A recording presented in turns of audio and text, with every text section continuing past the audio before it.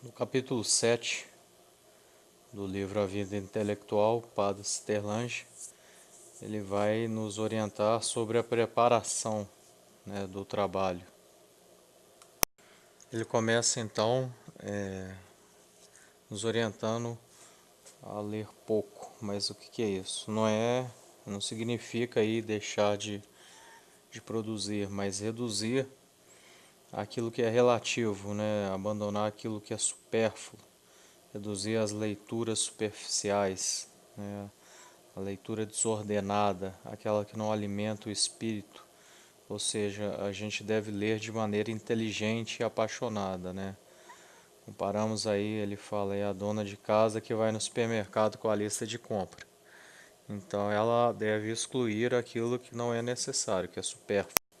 Saber escolher também, Saber quais são os livros realmente que são bons, Buscar e como que você vai saber que um livro é bom, principalmente autores aí renomados, pensadores que têm referência como grandes conselheiros, por exemplo, Sócrates, São Tomás de Aquino.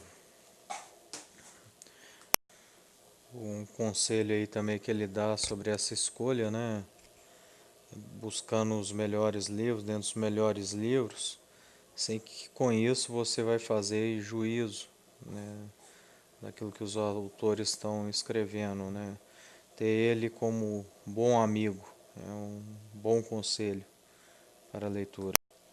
Ele comenta sobre 4 espécies de leitura. É uma para você obter uma formação que de uma certa forma requer aí docilidade.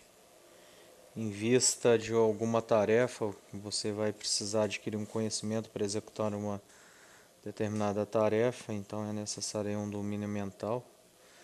Ler em treinamento de trabalho, e para o bem, isso já requer empenho.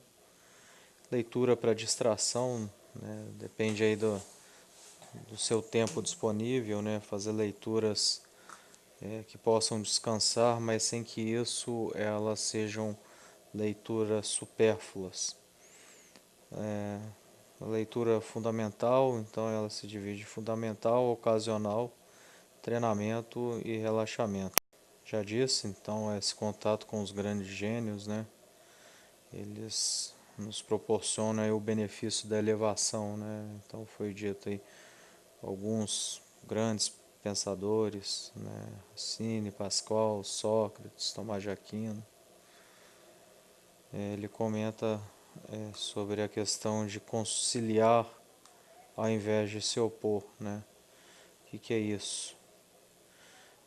Você buscar, na hora que você faz uma leitura, não ficar criticando ali de início, mas tentar conciliar os conhecimentos que estão ali dentro dessa leitura para você se elevar.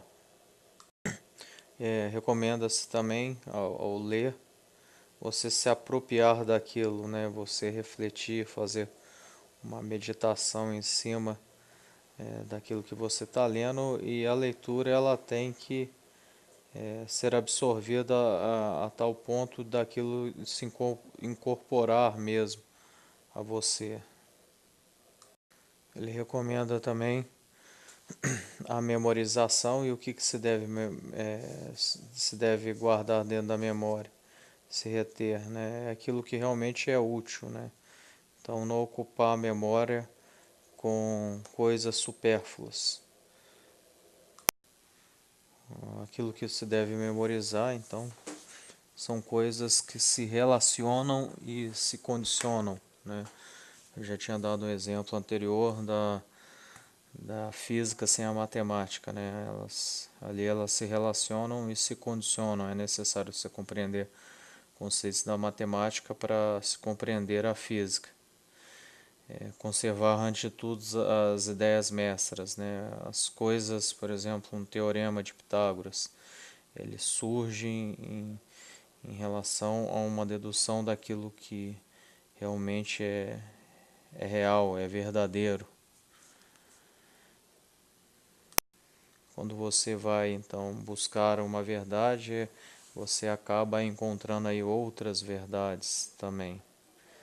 Ele comenta depois como deve ser esse processo de memorizar. Então, você vai ordenar o que se quer reter. Nisso você investe profundamente o seu espírito.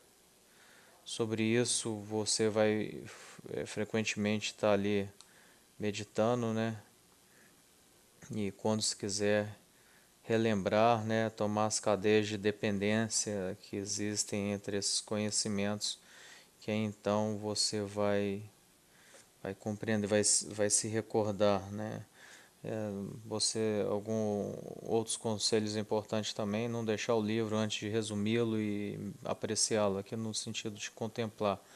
Uma vida agitada também é um conselho que ele dá, você atrapalha o processo de memorização.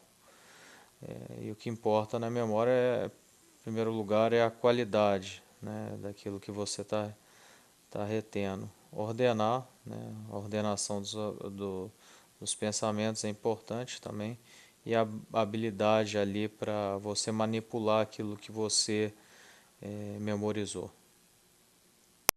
Ele coloca alguns conselhos para que a gente faça as anotações para facilitar a memória, né? Nem tudo a gente deve guardar, né? Então por isso é necessário essas anotações, esses blocos de anotação.